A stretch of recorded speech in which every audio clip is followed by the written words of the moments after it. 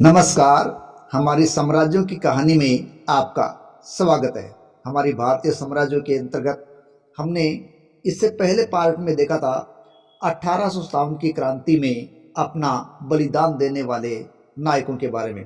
उसी कड़ी को आगे बढ़ाते हुए आज अन्य नायकों के बारे में जानकारी साझा करते हैं और आज की पहली जानकारी है तात्या टोपे की। देखिए, तात्या का जन्म महाराष्ट्र में नासिक के निकट येवला नामक एक गांव में ब्राह्मण परिवार में हुआ था। इनके पिता पांडुरंग राव भट्ट पेशवा बाजीराव द्वितीय के कर्मचारी थे। बाजीराव के प्रति वो स्वामी भक्त होने के कारण बाजीराव के साथ 1818 में बिठूर चले गए थे।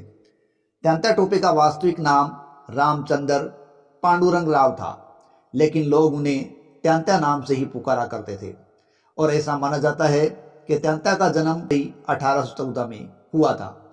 कुछ समय तक तात्या टोपे ने ईस्ट इंडिया कंपनी की बंगाल की सेना में काम किया था और उन्होंने तोपखाना रेजिमेंट में काम किया था, लेकिन वो स्वतंत्र चेतना वाले और स्वाभिमानी थे, इसलिए तात्या टोपे के लिए अंग्रेजों की नौकरी करना असह्य था। इसलिए जल्दी ही उन्होंने उनकी नौकरी से छुटकारा पा लिया और बाजीराव की नौकरी में वो आ गए। कहते हैं तोप खाने में नौकरी के कारण ही उनके नाम के साथ टोपे जुड़ गया। परंतु कुछ लोग इस संबंध में एक अलग भी किस्सा बताते हैं और कहते हैं कि बाजीराव ने तात्या को एक बेशकीमती नायाब टोपी दी थी और तात्या इस टोपे को बड़े चाव से पहना करते थे। अतः बड़े ठाठ पाठ से वह टोपी पहनने के कारण लोग उनको तात्या टोपी या तात्या टोपे के नाम से पुकारने लगे थे। तात्या टोपे की बेटी का नाम मनुताई था और बेटे का नाम सखाराम था। तात्या टोपे भारत के प्रथम स्वाधीनता संग्राम के प्रमुख सेना नायकों में थे। 1857 की क्रांति के महान विद्रोह में उनकी भूमिका सबसे महत्वपूर्ण, प्रेरणादायक और बेजोड़ मानी गई है। भारत का प्रथम स्वतंत्रता संग्राम, जो कि 10 मई 1857 को मेरठ से प्रारंभ हुआ था, लेकिन वो जल्दी ही ये क्रांति की चिंगारी समूचे उत्तर भारत की ओर फैल गई। विदेशी सत्ता का खूनी पंजा मोड़ने के लिए भारतीय जनता ने जबरदस्त संघर्ष किया था और उसने अपने खून से त्याग और बलिदान की एक नई अमर गाथा भी लिख दी थी। और इस रक्त रंजित इतिहास में झांसी की रानी लक्ष्मीबाई, नाना साहब पेशवा, बहादुर शाह जफर, राव साहेब पेशवा आदि विदा हो गए, लेकिन इनके विदा होने के बाद भी करीब 1 साल बाद तक तात्या टोपे विद्रोहियों की कमान संभाले हुए थे। सन 1857 के विद्रोह की लपटें जब कानपुर पहुंची और वहां के सैनिकों ने नाना साहब को पेशवा और अपना नेता घोषित कर दिया, तो तात्या टोपे ने कानपुर में स्वाधीनता स्थापित करने में अग्रणी भूमिका निभाई थी। तात्या टोपे को नाना साहब ने अपना सैनिक सलाहकार बना दिया था। जब ब्रिगेडियर जनरल हेवलॉक की कमान में अंग्रेज सेना ने इलाहाबाद की ओर से कानपुर पर हमला किया, तब तात्या टोपे ने कानपुर की सुरक्षा में अपनी जी जान लगा दी। परंतु 16 जुलाई 1857 को उनकी पराजय हो गई और उन्हें कानपुर छोड़कर जाना पड़ा। शीघ्र ही तात्या टोपे ने अपनी सेनाओं का पुनर्गठन किया और कानपुर से 12 मील उत्तर में बिठूर पहुंच गए और वहां से कानपुर पर हमले का मौका खोजने लगे। इसी बीच हेवलॉक ने अचानक ही बिठूर पर आक्रमण कर दिया। यद्यपि तात्या टोपे बिठूर की लड़ाई में पराजित हो गए, परंतु उनकी कमान में भारतीय सैनिकों ने इतनी बहादुरी प्रदर्शित की कि अंग्रेज सेनापति भी उनकी प्रशंसा किए बगैर नहीं रह सके। तात्या टोपे एक बेजोड़ सेनापति थे। पराजय से विचलित न होते हुए वे बिठूर से राव साहेब सिंधिया के इलाके में पहुंच गए और वहां से वे ग्वालियर कंटिजेंट नाम की प्रसिद्ध सैनिक टुकड़ी को अपनी ओर मिलाने में कामयाब हो गए और वहां से वे एक बड़ी सेना के साथ कालपी पहुंचे। नवंबर 1857 में उन्होंने कानपुर पर आक्रमण किया और मेजर जनरल विंडल के कमान में कानपुर की सुरक्षा के लिए स्थित अंग्रेज सेना तितर बितर होकर भागने लगी। परंतु यह जीत थोड़े समय के लिए थी। ब्रिटिश सेना के प्रधान सेनापति सर कॉलिन कैंपबेल ने तात्या को 6 दिसंबर को पराजित कर दिया। इसलिए तात्या टोपे खारी चले गए और वहां नगर पर कब्जा कर लिया। खाड़ी में उन्हें अनेक तोपें और 3 लाख रुपए प्राप्त हुए जो सेना के लिए जरूरी थे। इसी बीच 22 मार्च को सर हुरोज ने झांसी का घेरा डाल दिया और ऐसे नाजुक समय में तात्या टोपे करीब 20,000 सैनिकों के साथ रानी लक्ष्मीबाई की मदद के लिए पहुंच गए। ब्रिटिश सेना तात्या टोपे और रानी की सेना से घिर गई थी। अंततः रानी की विजय हुई। रानी और तात्या टोपे इसके बाद कालपी पहुंचे। इस युद्ध में तात्या टोपे को एक बार फिर हुरोज के खिलाफ हार का मुंह देखना पड़ा था। कानपुर, चरखारी, झांसी और कोंच की लड़ाइयों की कमान तात्या टोपे के हाथ में थी। चरखारी को छोड़कर दुर्भाग्य से अन्य सभी स्थानों पर उनकी पराजय हो गई थी। हालांकि तात्या टोपे अत्यंत योग्य सेनापति थे। कोंच की पराजय के बाद उन्हें यह समझते देर नहीं लगी कि यदि कोई नया और जोरदार कदम नहीं उठाया गया तो स्वाधीनता सेनानियों की पराजय हो जाएगी। इसलिए तात्या ने कालपी की सुरक्षा का भार झांसी की रानी और अन्य सहयोगियों पर छोड़ दिया और वे स्वयं वेश बदलकर वहां से ग्वालियर चले गए। जब हिरोज कालपी की विजय का जश्न मना रहा था तब तात्या ने एक ऐसी विलक्षण सफलता प्राप्त की जिससे हुरोज अचंभे में पड़ गया। तात्या का जवाबी हमला अविश्वसनीय था। उसने महाराजा जयाजीराव सिंधिया की फौज को अपनी ओर मिला लिया और ग्वालियर के प्रसिद्ध किले पर कब्जा कर लिया था। झांसी की रानी तात्या और राव साहब ने जीत के डंके बजाते हुए ग्वालियर में प्रवेश किया और नाना साहब को पेशवा घोषित कर दिया। इस रोमांचकारी सफलता ने स्वाधीनता सेनानियों के दिलों में एक नई जोश और खुशी भर दी। परंतु इसके पहले कि तात्या टोपे अपनी शक्ति को संगठित करते हुरोज ने आक्रमण कर दिया। फूलबाग के पास हुए युद्ध में रानी लक्ष्मीबाई 17 जून 1858 को शहीद हो गई थी। इस घटना के बाद तो तात्या टोपे का 10 महीने का जीवन अद्वितीय शौर्य वाला हुआ था। लगभग सभी स्थानों पर विद्रोह कुचला जा चुका था, लेकिन तात्या ने 1 साल की लंबी अवधि तक अपने मुट्ठी भर सैनिकों के साथ अंग्रेजी सेना को खूब छकाया। इस दौरान उन्होंने दुश्मन के खिलाफ एक ऐसे जबरदस्त छापेमार युद्ध का संचालन किया जिसने उन्हें दुनिया के छापेमार योद्धाओं की पहली पंक्ति में लाकर खड़ा कर दिया। इस छापेमार युद्ध के दौरान तात्या टोपे ने दुर्गम पहाड़ियों और घाटियों में, बरसात से उपजती नदियों में और भयानक जंगलों के पार मध्य प्रदेश और राजस्थान में ऐसी लंबी दौड़ दौड़ी जिसने अंग्रेज कैंप में तहलका मच गया था। बार बार उन्हें चारों ओर से घेरने का प्रयास किया गया, लेकिन तात्या टोपे किसी भी प्रकार से अंग्रेजों के काबू में नहीं आ पा रहे थे और उनकी जाल से बार बार निकलने लगे थे। ग्वालियर से निकलने के बाद तात्या ने चंबल पार की और राजस्थान में धौलपुर जिले के सरमथुरा, करौली, टोंक, बूंदी, भीलवाड़ा आदि क्षेत्रों में गए।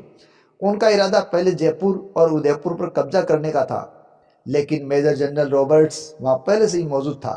परिणाम ये हुआ कि तात्या को जब से जयपुर से 60 मील दूर पर थे तो उनको वापस लौटना पड़ा।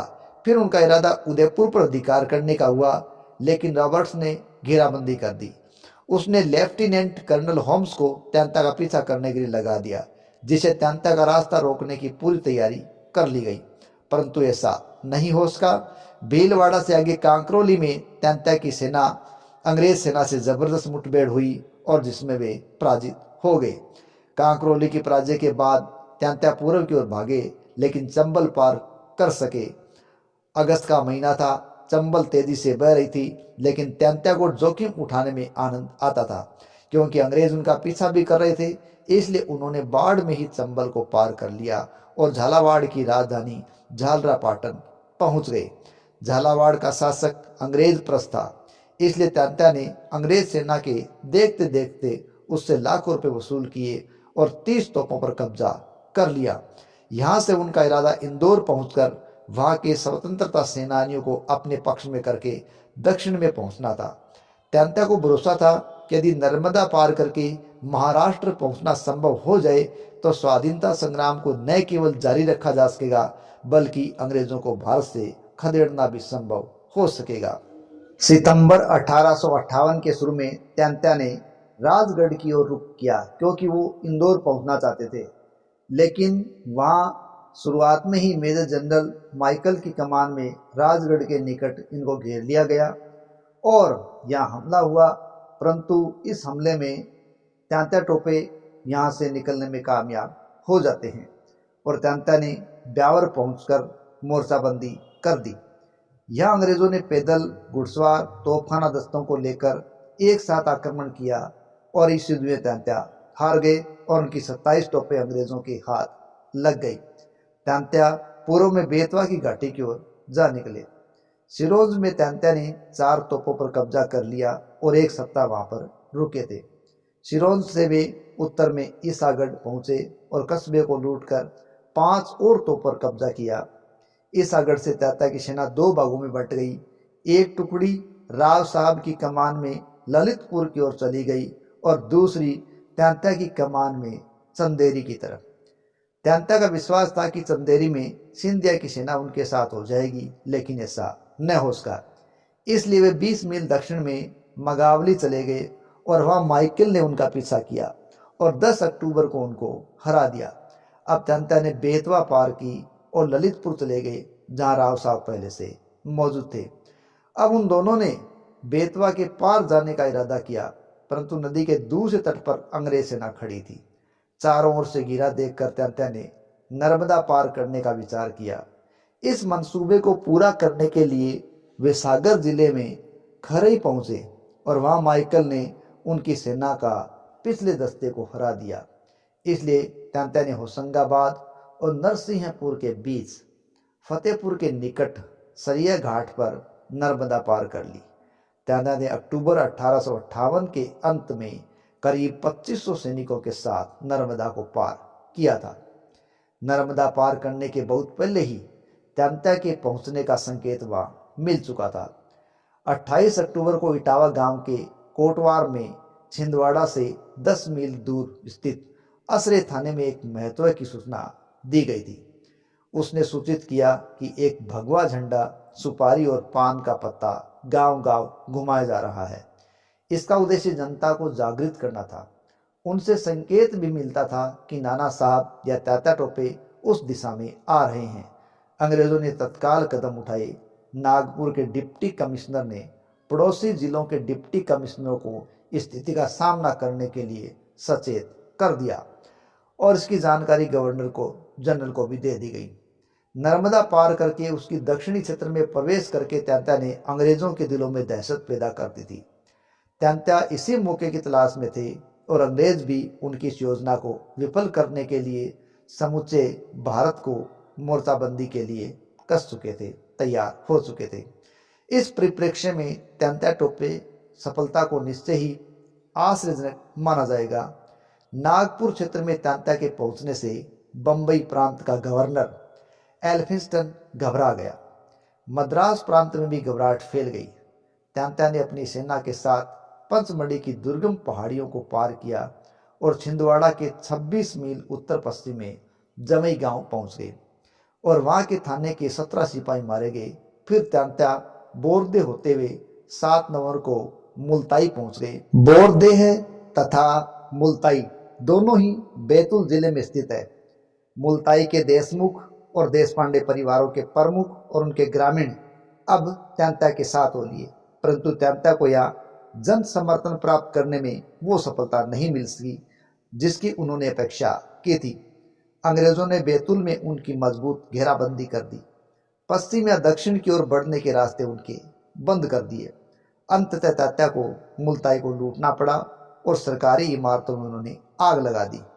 वे उत्तर पश्चिम दिशा की ओर मुड़ गए और 8 नेर और भैंसदेही होते हुए वे निमाड़ जिले पहुंचे। ताप्ती घाटी में सतपुड़ा की चोटियों को उन्होंने पार किया और खंडवा पहुंचे।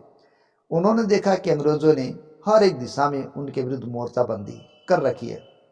खानदेश में सर हुरोज और गुजरात में जनरल रॉबर्ट्स उनका रास्ता रोके खड़े थे। बरार की ओर से भी फौज उनकी तरफ बढ़ रही थी। त्यांत्या के एक सहयोगी ने लिखा कि त्यांत्या उस समय अत्यंत कठिन परिस्थिति का सामना कर रहे थे। उनके पास ना तो गोला बारूद था, न रसद था, न पैसा था।